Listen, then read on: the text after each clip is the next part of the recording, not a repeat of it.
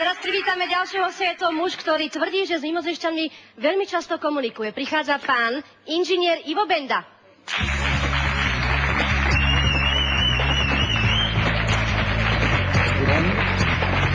Pán Benda, dobrý večer, prajem. Dobrý. Tak povedzte mi, prosím vás pekne, tá komunikácia s tými mimozemšťanmi ako prebieha? Komunikace s anděli světla, čili z nebe, obyvateli, probíhá jednoduchým způsobem, a to přes střed hrudi, to znamená duchovní srdce. To znamená, nepotřebujete k tomu žádné vědce, žádné radioteleskopy, žádné hromady různých přístrojů, kterým se ti anděle smějí a považují za šrot, ale používá se srdce, duchovní střed hrudi u každého člověka. Samozřejmě záleží, jak dalece ten člověk to srdce má otevřené. To je základ té komunikace. Vy tvrdíte, že nad nami, nad našou zemou je veľké množstvo kozmických lodí, alebo teda korábov, môžeme to tak nazvať, a že tí ľudia nám chcú, teda tí mimozemšťania nám chcú pomôcť. Akým spôsobom? Já mluvím o andělích světla z nebe. Jsou to bytosti láskyplné a milující, které nás mají rádi a udržují vlastně celou tu živou sféru planety Země při životě. Kdyby to nedělali, tak už 50 let lidé žijí pod zemí. Ano. Kromě těchto andělů světla existují ještě negativní mimozemšťané, takzvaných spekel, a ti zase dělají všechny druhy zel, které tady vlastně vidíme. To jsou naše informace od nich. Ano. S nimi se spojuje tady 100 000 lidí v České a Slovenské republice, na celé planetě zhruba 100 milionů lidí. Nepotřebují k tomu spojování žádnou organizaci, žádné vědecké důkazy nebo nějaké vědecké organizace a vlastně mají sami kontakty s nimi, že jsou i na lodích. Já sám jsem také střídavě každou noc na lodích. Pán Benda, ďakujem veľmi pekne. Teraz privítame ďalšieho hostia, poprosím vás potlesk. Mojím ďalším hostom je prezident klubu Hyperion, doktor Ľubomír Valenčík.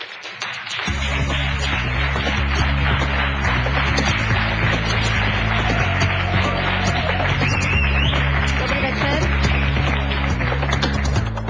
Pán doktor, čo je predmetom činnosti vášho klubu?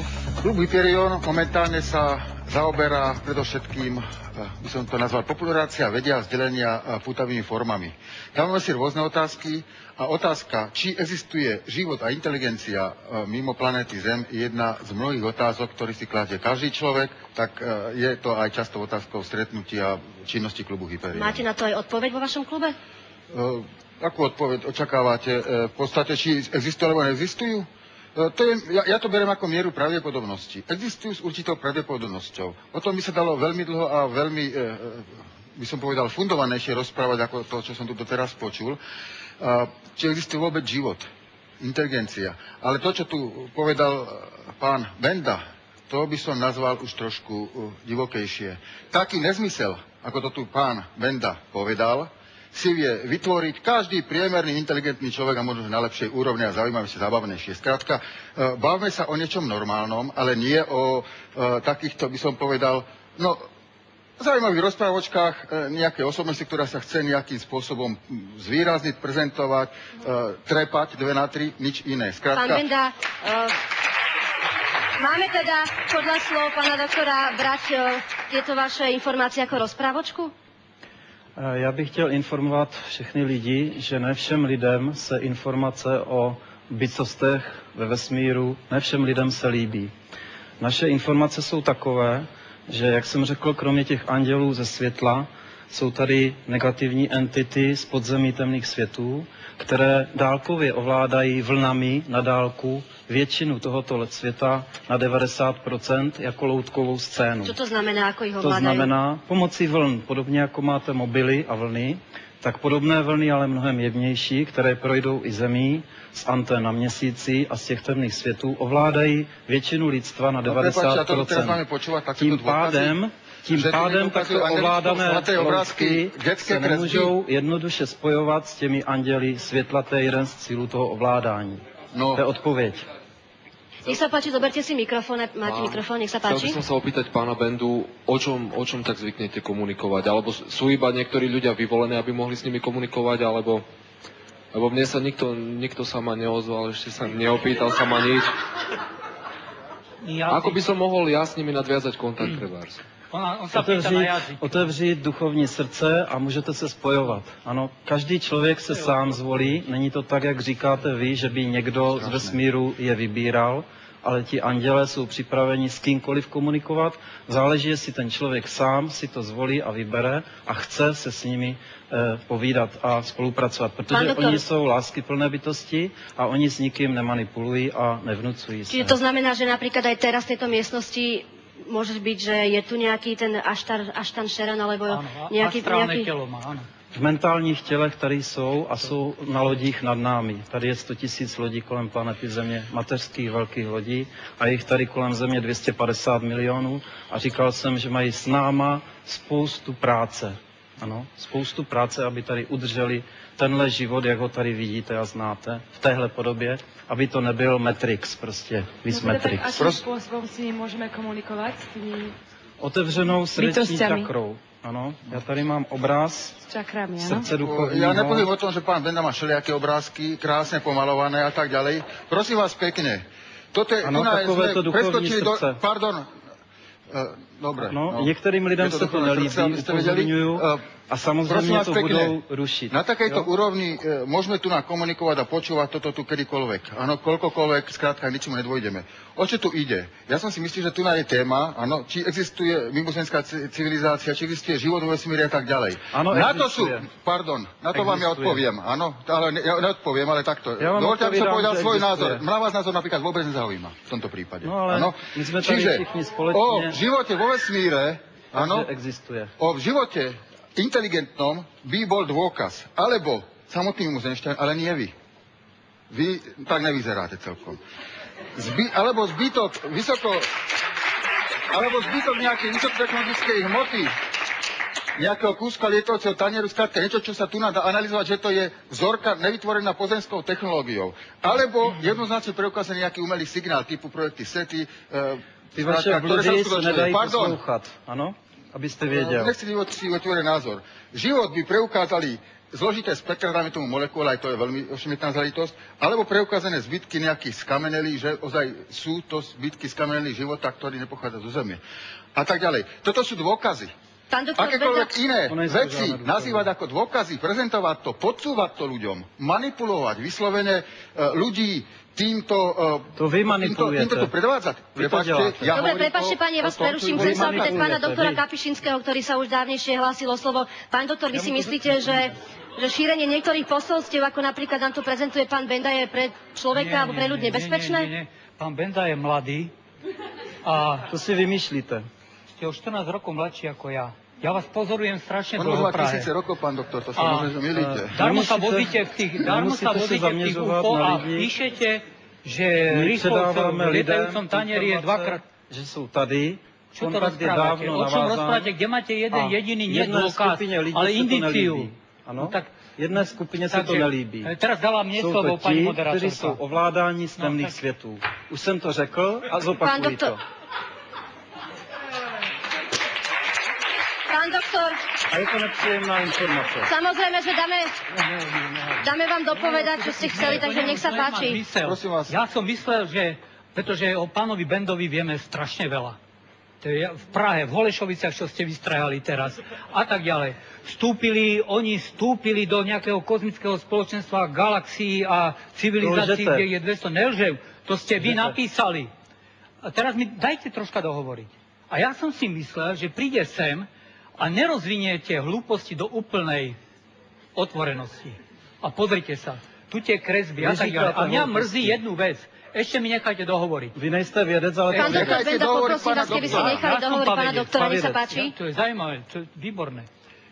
Že to vypoviete, to je teraz... Pán doktor, poprosila som vás, naposledy. Prosím vás, nechajte pána doktora dohovoriť. Aby ste mi skákali do reči teraz.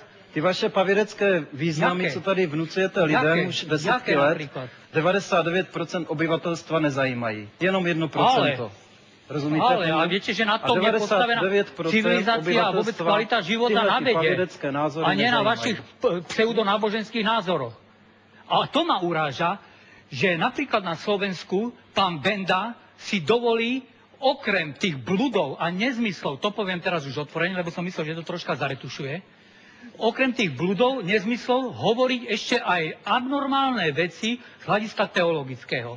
A to sa za všetkých kresťanov Slovenska tu prihováram, že takéto veci sú totálne nebezpečné. Totálne nebezpečné. Áno, to je... Sú totálne nebezpeční pro vás. Dobre, teraz poprosíme aj publikum názory. Poprosím mikrofón, možno sem do... Vôbec nemám zmysel, hovoril som, že to sklzne do toho. Ja som myslel, že... Nech sa páči. Chcela by som vedieť, na ktorú stranu sa vy prikláňate. Zatiaľ rozhodne ku doktorovi Kapišinskému. Čím vás presvedčil? Svojím skepticizmom voči takýmto teóriám, ale to je len môj názor, subjektívny. Poprosím ešte niekoho, nech sa tuto možno aj... Teda keď nevieme, že čo hľadáme, ako to môžeme identifikovať? My vieme, čo hľadáme. Máme tu jedinú vzorku života na základe uhlíkovej bázy. A podľa toho, aj keď by sme si fantáziu pustili, vieme, že na uhlíkovej báze môže existovať niečo podobné. To, čo som pánu Karlíkovi povedal.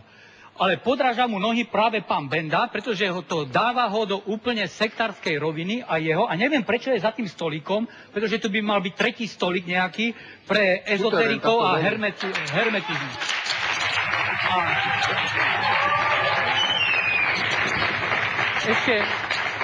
Ešte malú vetu, nebude to príliš odborné, ale všetky sondy, ktoré sa robia sa na základe biologických a iných experimentov, že čo by sme asi mali hľadať, ako vyzerá ten život na tej našej báze a je tam ešte tolerancia pre tú fantáziu, že čo by mohlo sa identifikovať treba na Marse alebo v našej slnečnej sústave. Takže všetky sondy Viking mali veľmi dômyselné prístroje na to identifikovať tzv. Markery života. To sú tie stopy, aby sme našli aspoň jednu baktériu. Nenašli sme ju, ale našli sme čakry v svojom srdci, ktorými môžeme komunikovať s vyspelými civilizáciami. To je paveda podľa. Ja by som hľadal aj baktérie, přátelé. Ja by som k tomu povedal, vrátim sa, nechcem sa, niektoré veci mňa takým spôsobom neoslovili, ja som to povedal aj pánu Bendovi. To som sa chcela práve opýtať, či vás oslovila jeho filozofia. Ja skorej riešenie záhad tých, ktoré sú vyriešenie, sú popísané. Netvrdím, že mám patent na rozum, že ich viem ja vyriešiť. Snažím sa komunikovať s inštitúciami, ktoré majú na to prostriedky a nadviazať kontakty. Ale to, čo som povedal, že som presvedčený o živote vo vesmíre, inom inteligentnom ako je náš, vychádza to zo svojho môjho poznania.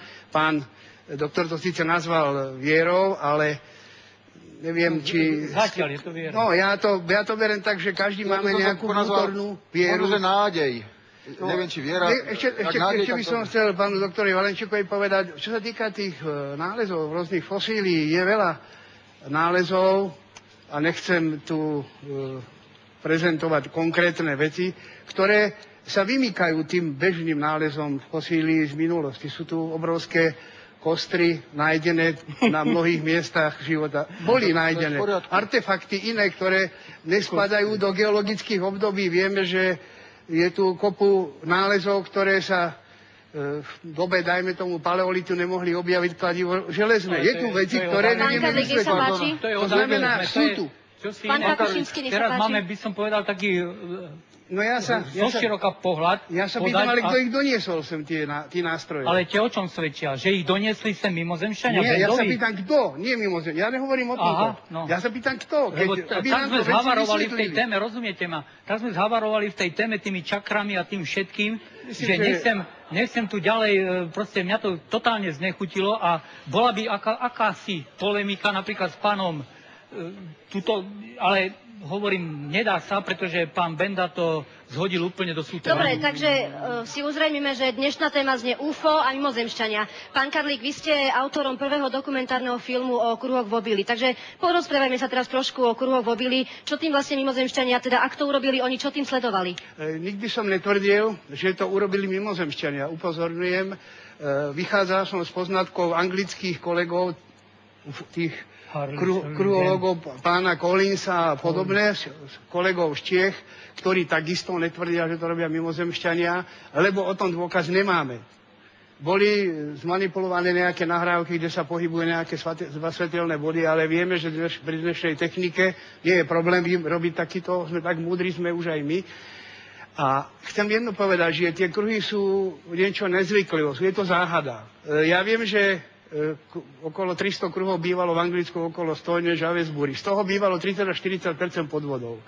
Naučili sme sa rozlišovať tieto kruhy, keď nie je nič na 100% a na 100% ani veda nepracuje, takže nám odpustia páni vedci, že ja si použijem tento výraz, že 100% nie som presvedčený, že sú pravé, ale sú to tak fantastické tvary, tak veľké plochy, tak presnosť uloženia, že mi to proste niečo irituje vo mne, že to vyrobilo niečo nad naše možnosti. To tu stále opakujem.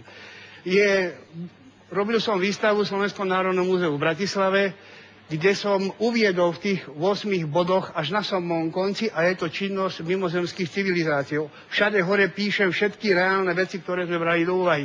Ani jednej sme sa nepriklonili, ale je tu niekoľko možností. A čo sa vôbec týka tých kruhov, robili sa rozbory obilných zrn. Jednoznačne sa potvrdilo, že tieto obilné zrná prešli nejakým procesom ožiarenia. No. Pán doktor, poprosím vás, pán Valenčík, vy sa tiež zaoberáte... To je skutočný vedecký dôkaz. Ak dovolíte, mám teraz otázku na pána Valenčíka. Vy sa tiež zaoberáte vo vašom klube záhadami, takže ako by ste to vy vedeli objasniť, tie kruhy mobily? Jeden taký kruh, alebo viacero, to som sa aj ja vyskúšal a veľmi pekné. Veľmi pekné. Nerobil som to v obili, sa priznám. Ale mohol som ti ho prísť kontrolovať, bol to by som ti povedal, že je tvoj. Počkaj chvíľku. Som si vyskúšal, nie v obili, lebo moje sedlácké telo bránilo, aby som ničil obilie, ale v tráve, ide to krásne, hlavne po daždi. Ďalej, ty hovoríš, že to bolo ožiarené. Prosím ťa pekne, mení mi serióznu organizáciu, agentúru a tak ďalej, ktorá dáva toto tu, nejaké hodnovárne potvrdenie tohto a čím. Pretože ufologovia sa odvolávajú nejaké si autority, že čo si bolo ožiarné, čo si bolo preskúmané na filmu a tak ďalej, ale zdroje sú extrémne nedôveryhodné. Hlavne, keď človek ide ďalej, áno. Ja viem, že ty mi aj meno, aj priezvisko, aj... Nie, ja inštitúciu ti poviem. Áno, ale keď ideš do tej inštitúcie, tak ti to vyvrátia, nepotvrdia ti to. A tam je doklad, tam je to napísané, tam je nafilmovaný priamo rozhovor s autentickými osobami, ktorí tu rozbor robili. Môžem predložiť. V každom prípade do Londýna či do Anglie sa predajú zájazdy, už dopredu vedia, že tí... Nie, tam ja nechodím. Ufóni mimozemšťania tie kruhy urobia, už to majú akože s agentúrou cestovnou podpísané, áno. Ja mám teraz otázočku na pána doktora Bendu.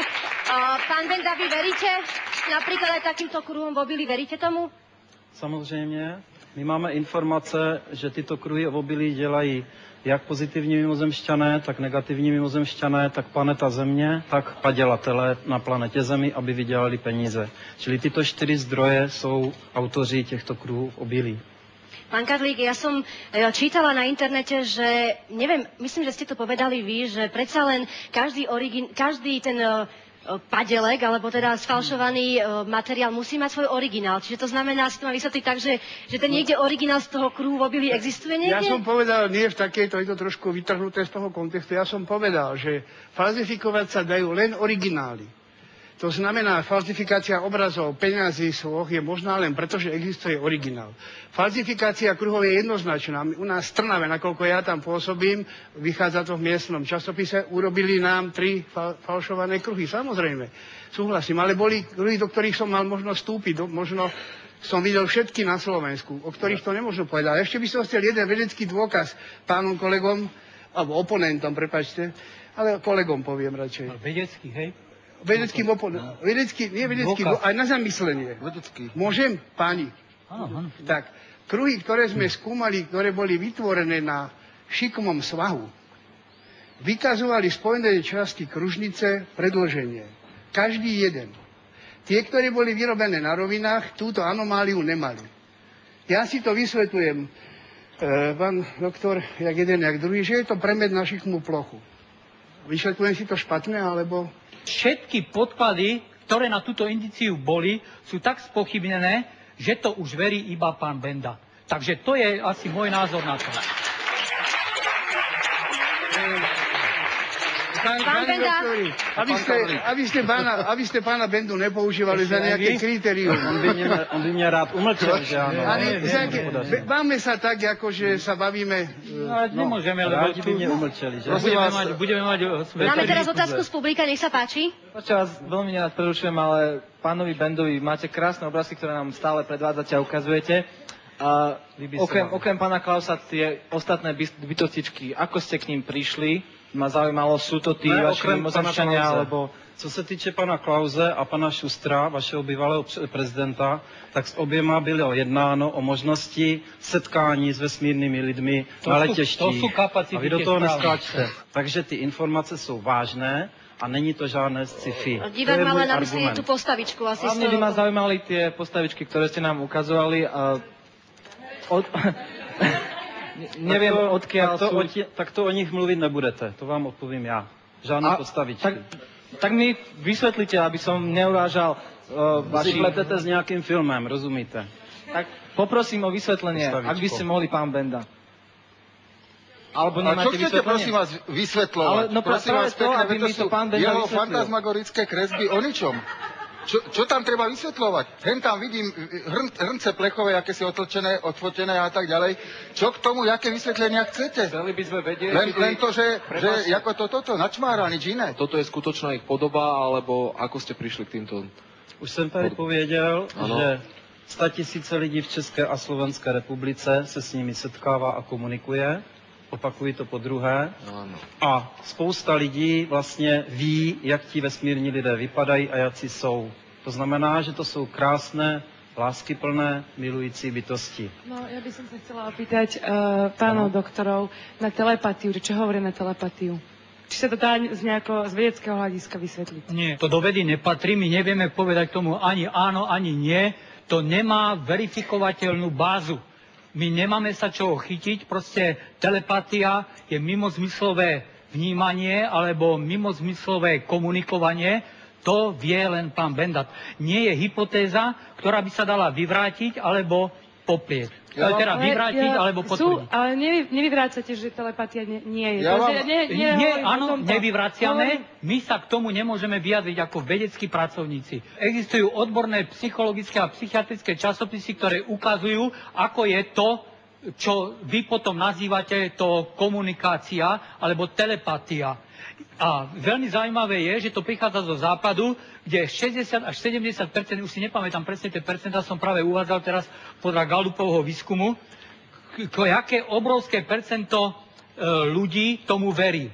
Ale to je to, ako keby sa pán Karlík, alebo teraz pán Benda to povedal, neviem, opýtali na to, oni sa pýtajú Šustera a toho, hovorím, môžete sa opýtať aj nášho domovníka. No. Úplne kľudne. Oni sú tak kompetentní na tieto otázky odpovedať.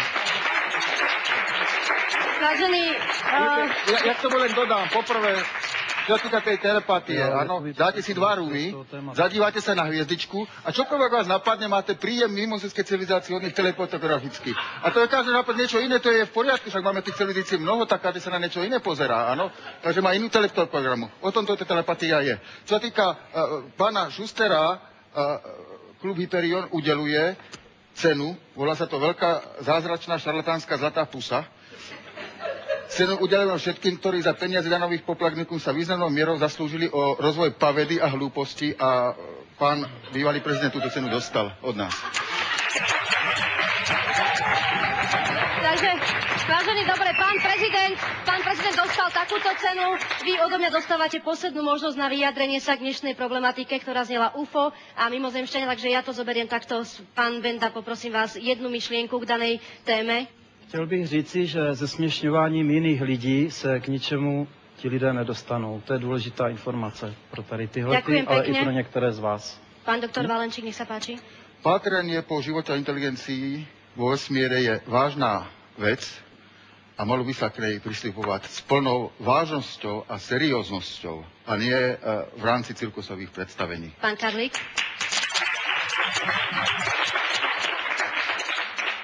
Ja by som to povedal takto, že znie to ako neskutočné a nemožné veci.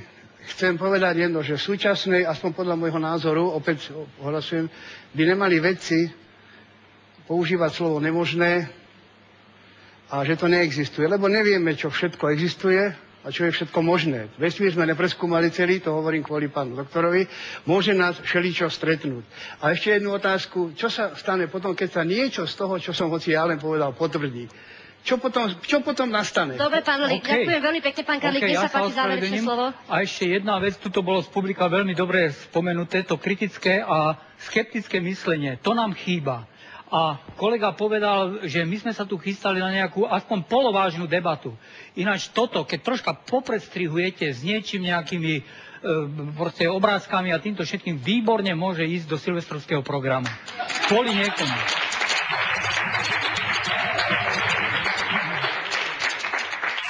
Takže amen. 40 minút vypršalo, naša relácia sa chýli ku koncu. Ja len chcem poďakovať všetkým hosťom, samozrejme aj vám, že ste si našli čas, že ste prišli. Táto debata zdá sa je naozaj otvorená a ja dúfam, že možno sa ešte stretneme pri takejto plodnej debate, lebo zazneli tu závažné pre aj proti. Takže vám veľmi pekne ďakujem a vám, milí diváci, samozrejme tiež a teším sa opäť o týždeň. Dovidenia.